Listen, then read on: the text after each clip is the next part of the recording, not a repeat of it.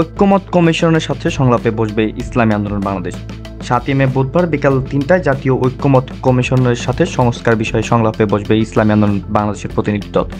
দলটির মহাসচিব অধ্যক্ষ হাফেজ মাওলানা ইউনুস আহমেদের নেতৃত্বে প্রতিনিধি দলে থাকবেন প্রেসিডিয়াম সদস্য অধ্যাপক আশরাফ আলী আকন, অধ্যাপক মাহবুবুর রহমান, যুগ্ম মহাসচিব ও দলীয় মুখপাত্র মাওলানা গাজী আতর রহমান, ইঞ্জিনিয়ার আশরাফুল আলম, অধ্যক্ষ হাফেজ মাওলানা শেখ ফজলে বাড়ি মাসুদ, সহকারী মহাসচিব মাওলানা সৈয়দ ইসাক মোহাম্মদ আবুল খের, প্রচার সম্পাদক শেখ ফজলুল করিম মারুফ, আইন বিষয়ক সম্পাদক অ্যাডভোকেট শওকত আলী হাওলাদার, রংপুর বিভাগীয় সাংগঠনিক সম্পাদক অ্যাডভোকেট হাফেজ মাওলানা হাসিবুর রহমান।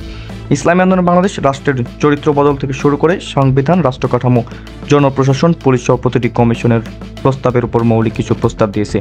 বিশেষ করে ক্ষমতার ভারসাম্য তৈরি, নির্বাচন কমিশনকে প্রকৃত অর্থে স্বাধীন করা, জনপ্রশাসনকে ঔপনিবেশিক ধারাবাহিকতা থেকে বের করে আনার প্রস্তাব করেছে দলটি।